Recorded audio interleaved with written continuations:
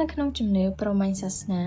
កូណាន់ឌិជាយានជំនិះដ៏ស័ក្តិសិទ្ធិនិងអ្នកយាមទ្វាររបស់ព្រះឥសូរដែលតំណាងឲ្យភាពស្មោះត្រង់ភក្តីភាព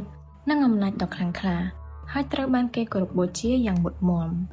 ជាទូទៅក្នុងសំណង់ស្ថាបត្យកម្មខ្មែរបុរាណនៅខាងមុខប្រាសាទដែលឧទ្ទិសដល់ព្រះឥសូរ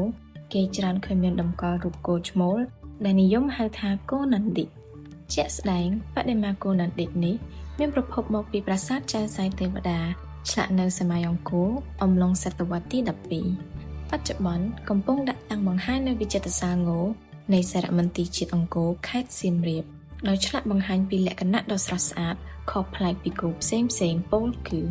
លម្អដោយខ្សែកក្បាច់ផ្កាភ្ញីយ៉ាងប្រណិតមានបូកនិងស្នែងខ្លីក្នុងឥរិយាបថក្រាបដែលមានជើងមួយខាងមុខបញ្ឈរឡើងហាក់បីដូចជាបំរុងនឹងក្រោកឈរដើម្បីទទួលព្រះឥសូរ